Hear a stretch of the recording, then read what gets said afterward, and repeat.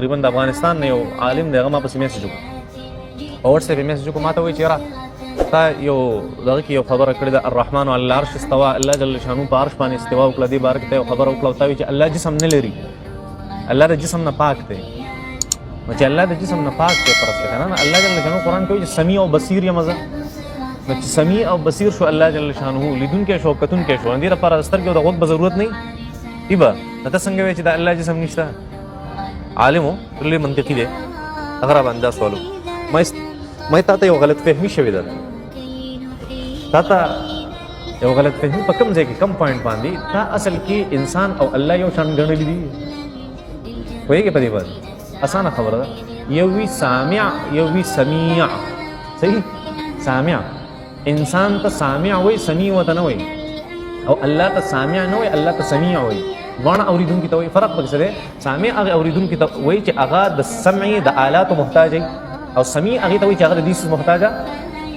دغه فرق. نو کله اعتراض د الله جل شانو په ذات او په کارونو، کله اعتراض کوي انسان، هله اعتراض کوي چې دی کله الله د انسان په شانتې وګڼي، دا الله څنګه د انسان په شانتې دی، او که کله دا تا د ځان نه او د ټول کائنات نه بالاتر وګڼو، بیا هېڅ قسمه اعتراض نه پاتې کېږي، دا ختم شي، روغه خبره ده.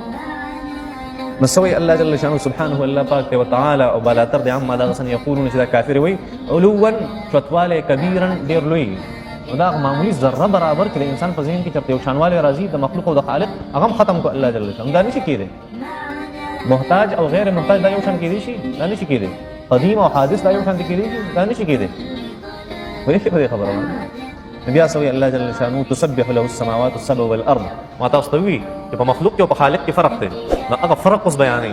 الله وایي زه هغه ذات یم چې په ځمکه اسمانونو کې، د ځمکه اسمانونه د اوز اسمانونو د اوز ځمکې دا زما تسبیح بیانې، او په دې کې څه دي هغه هم زما صفتونه او تسبیح بیانې. بل څوک داسې شته؟ بل څوک داسې شته چې اسمانونه تسبیح بیان کړي؟ بل څوک داسې شته چې اوز ځمکې تسبیح بیان کړي؟ بل څوک داسې شته چې په دې کائنات کې سړي اټول د هغه صفتونه کوي او تسبیح بیان کړي؟ بل څوک شته؟ نشته. هغې ته څه وایي؟ هغې ته الله وایي. فرق يتوازن. نو څه وایي؟ الله هغه ذات تسبح چې تسبیح بیانې، له د هغه دپاره السماوات السبع واسمانونه والارض وځمکه ومن فيهن، ومن او هغه څوک فيهن چې په دې کې دي، په دې کې چې ټول دي، که هغه حیوانات دي، که هغه نباتات دي، که هغه جمادات دي، که هر یو څیز دی، خو د الله جل شانو تسبیح بیانې. خصوصا دا د جماداتو باره کې څه باره کې؟ د جماداتو باره کې دا آیت مبارکه، اگر چې لفظ پکې ومن ذکر شوی، ومن خو د ذوی العقول دپاره راځي او قلاو دپاره پوهېږي په دې خبره. ومن فيهن، ومن او هغه څوک فيهن چې په دې کې وان من شيء الا يسبح، دغه چونکې علمي بحث دغه طرف ته نه ځم چې ومن فيهن ولې ذکر شو، وان من شيء الا يسبح بحمده، وان من شيء نشته هیڅ یو څیز الا مگر يسبح تسبیح بیانې، پاکي بیانې، بحمده د الله په صفتونو، د الله صفتونه راچوتې او په هغې د الله بړۍ بیانې. هیڅ څوک داسې نشته، خو بس دا به خامخا انسانان یې بیانوي. انسانان خدا دي لګیا دي، ژبې خوځي، همون ته پته لګي. په دې نه علاوه چې کوم مخلوقات هغه لګیا دي، نه هغه په زبان قال سره نه دي لګیا، په زبان حال سره لګیا دي. بس سره زبان حال سره لګیا دي چې الله څوک دی. هر یو څیز کې چې کوم، هر یو څیز کې چې په کائنات کې کوم صفت دی، هغه په دې باندې دلیل دی چې یاره څوک خدای شته. داسې کې په سرو زرو کې خپل یو صفت دی، په سپینو زرو کې خپل یو صفت دی، په ملغلرو کې خپل یو صفت دی، په کاڼو کې خپل یو صفت دی. هر یو څیز کې یو صفت دی. هغه په دې دلیل دی چې الله جل شانو څوک دی. لږ وګورئ، هغه چېرته کولاو کې دننه وګورئ، یو مڼه چېرته کولاو کې دننه وګورئ، الله جل شانو به وپېژنئ څوک دی. یو مڼه او د هغې ایټمز راوالی، ایټمز پوهېږې په دې خبره، د هغې هغه حصه راوالی چې هغه ناقابل تقسیم وي. هغې ته لږ سوچ وکړئ چې هغه په کوم ترتیب سره لګېدلې ده. نو چې کوم یو څیز په ترتیب سره پته لګي، شاته مرتب شته، څوک ترتیب والا شته. ځکه یو څیز د ځان نه په ترتیب کې نشي لګېدی، که نه داسې نه ده. په هغې هره ذره کې بیا د هغې صفات ته یو بل نه مختلف عجیبه عجیبه دي، په عجیبه انداز کې بیا خلکو ته فایدې هغه عجیبه عجیبه دي په مختلفو اندازونو. نو سوی وایي ان من شیء نشته هیڅ یو څیز الا مگر یسبح بحمده، دا د الله جل شانو تسبیح بیانې، ولکن لا تفقهون تسبیحهم. او ضروري خبره خو نه ده که نه چې شهاب د هغې په تسبیح باندې پوه شي. ډېر څیزونه دي چې هغه د شهاب د سترګو نه او د شهاب د غوږونو نه هغه څه دي او د عقل نه هغه ډېر لرې دي. یو انسان دا دعوه کولی شي چې په کائنات کې څه دي، په هغه ټول هر څه باندې زه پوهېږم، دا دعوه څوک کولی شي؟ ډېر څیزونه داسې دي چې هغې په دې شرګړ کې هم نه پېژني.